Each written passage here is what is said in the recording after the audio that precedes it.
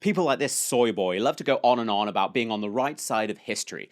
Turns out they're not even on the right side of the 20th century because last week, Ukraine's president and professional Churchill cosplayer Zelenskyy brought a Nazi to the Canadian Parliament and they gave him a standing ovation. Zelenskyy's speech received at least a dozen standing ovations. There was also one for this man, a 98-year-old Ukrainian Canadian who fought for Ukrainian independence against the Russians during the Second World War. So on Friday, Zelenskyy showed up in Canada in his ridiculous all-green costume to have his ass kissed by yet another government. During his speech, the entire parliament smiled and cheered for this man, 98-year-old Yaroslav Hunka, who Canadian media described as having fought in the 1st Ukrainian Division in the Second World War before immigrating to Canada.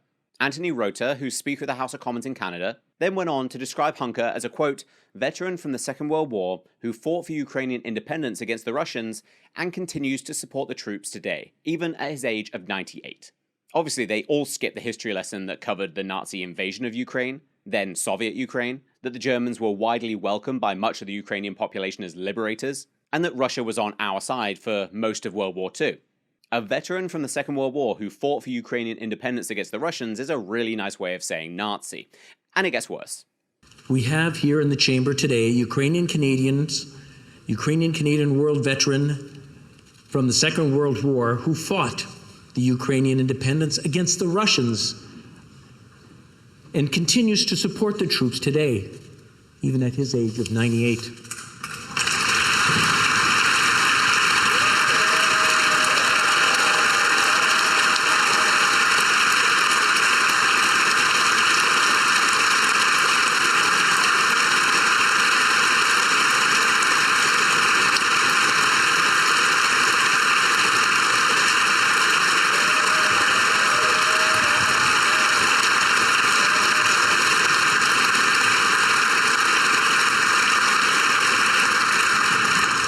His name is Yaroslav Hunka.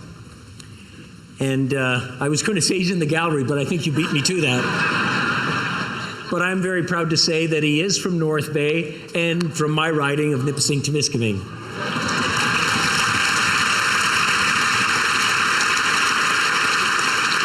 He's a Ukrainian hero, a Canadian hero, and we thank him for all his service. Thank you.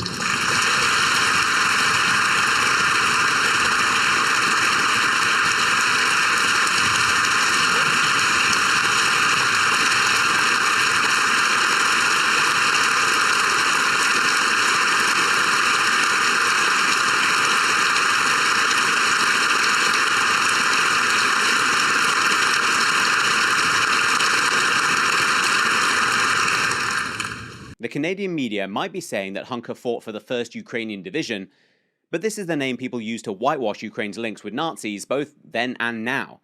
The division was actually the 14th Waffen Grenadier Division of the SS. The SS unit was made up of recruits from Western Ukraine and was armed by, trained by, and commanded by Nazi Germans. In 1944, the division was even visited by the head of the SS, Heinrich Himmler, who celebrated the soldiers' willingness to slaughter Poles. 3 months earlier, the unit had carried out the Huta Peniska massacre, where 500 to 1,000 Polish villagers in what is now Ukraine were burned alive.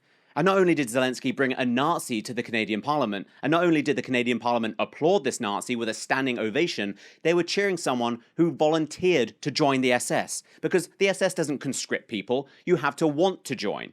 You had to choose to join the most ruthless, heartless, evil people on the planet. The people behind the vast majority of the unimaginable crimes people like Trudeau love to throw in the faces of their enemies today. And the refusal to acknowledge Ukraine's links with Nazis both then and today has landed us here. In World War II, over 45,000 Canadians died fighting the Nazis. Now Trudeau is inviting Nazis into their parliament, and there are monuments to this Ukrainian SS division in Canada and in the United States, by the way.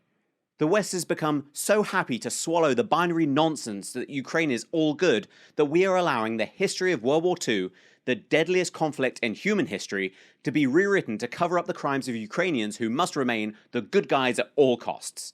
If you want to be on the right side of history, then not cheering Nazis seems like a good place to start.